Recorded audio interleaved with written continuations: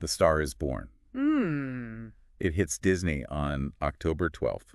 Okay. I know you're curious about it, at least I hope you are, because we're diving into it today Yeah, with this Jeongnyeon Appa article you sent over. Okay, great. Yeah. Yeah, this article, while it doesn't give us like a ton to go off, Right.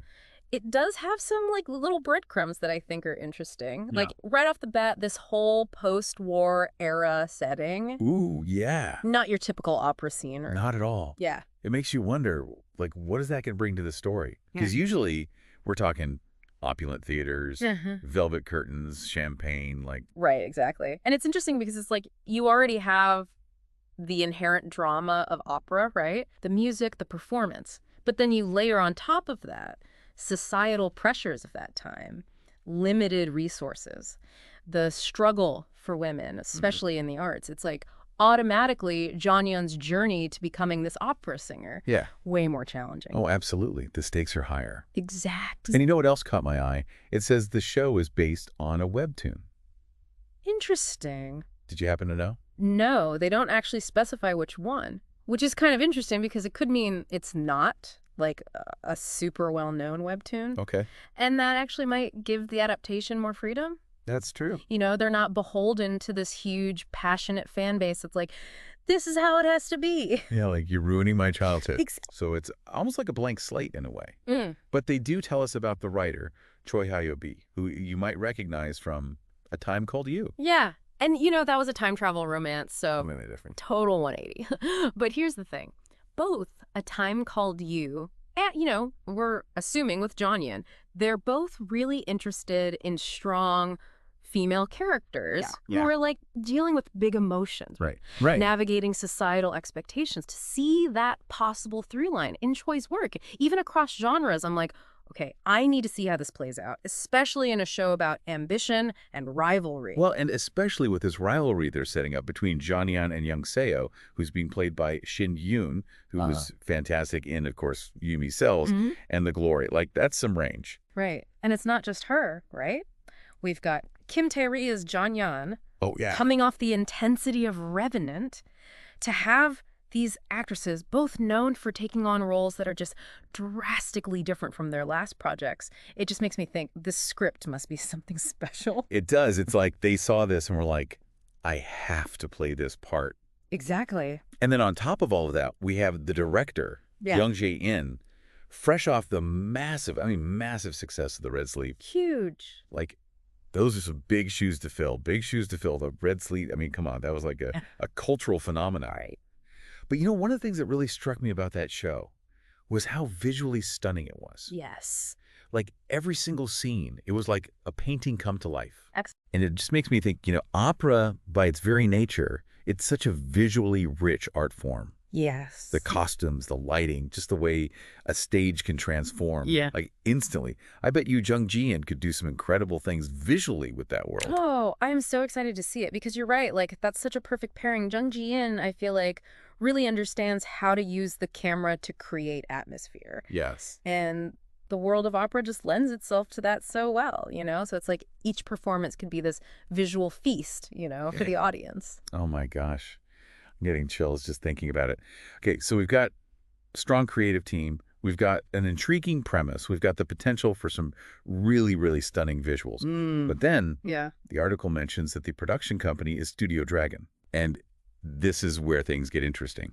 Because they are known for quality, don't get me wrong, but also sometimes like playing it a little bit safe. That's the thing with Studio Dragon, right? Like, can they take a unique premise, something like this, and just like let it sing? Or are they going to feel like they have to kind of, you know, sand down the edges a little bit for a wider audience because they want to make sure that everybody loves it? Right. And, you know, I love their dramas. I do. I think they make beautiful stuff. But sometimes I kind of want them to just, I don't know, let loose a little. Yes. Like, don't get me wrong. I love a good comfort watch K-drama as much as the next person. Right. But sometimes you just want something that takes risks, you know, that surprises you. Yes, absolutely. Do you think Jeongnyeon has that potential? I think it does. And I think what's interesting is the landscape of K-dramas has changed. It has. Even since like Crash Landing on You, which Well, they also produced, audiences, they're savvier.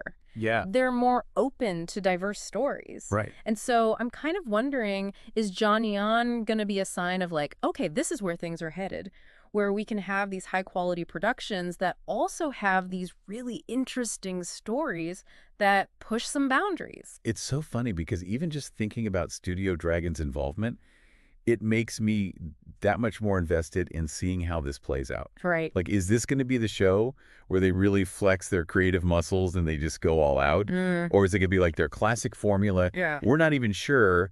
And honestly, half the fun is going to be seeing which direction they take it. 100%. And speaking of things that will unfold, Yes? we haven't even touched on the music. Oh, the music. Don't even get me started. I can only imagine, right? Right. Like with opera, are we going to get those like big sweeping orchestral pieces? Oh, absolutely. And then you've got Jeongnyeon, who they say has this incredible voice. So I'm Yes. already picturing those moments, like those emotional crescendo moments in the show, Yes. where she hits that high note, the camera pans to the audience, and everybody's got tears in their eyes, like, oh, goosebumps. Jeongnyeon knows exactly how to use music Yes. to just like heighten the emotional impact of a scene. Like even, just thinking back to the red sleeve, remember? Don't even get me started. I'm already getting teary-eyed thinking about it. Oh my gosh. Okay.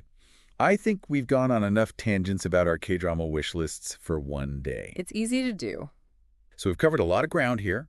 Listener name. We've talked about the setting, the talent, that production question mark, even the music. But I think the big question is, after all of this, should you watch it? Should Jeongnyeon, The Star is Born, go on your watch list? What's your expert opinion? Okay, so based on all the evidence, I'm going to go with cautiously optimistic. I think there's just so much potential here. Like we've talked about it. Yes. You've got the talent. You've got this really interesting premise. You've got a director with an incredible track record. Right. But there is that kind of like lingering question mark. Studio Dragon, will they or won't they? Exactly. Will they let loose or will it be kind of like, safe? I don't know. Maybe they're going to prove us wrong. I hope they do. Right. Like, what if this is the K-drama of the season? Or Yeah. at the very least, it's probably going to be a really fun watch with some killer vocals. Exactly. And honestly, isn't that kind of the beauty of a new K-drama? Yeah, Like, the anticipation is half the fun. 100%. So there you have it. Jeongnyeon, The Star is Born. It's a watch list ad, but proceed with caution. Eyes wide open. Let us know if you end up watching on October 12th. We want to hear all about it. Until next time, happy watching.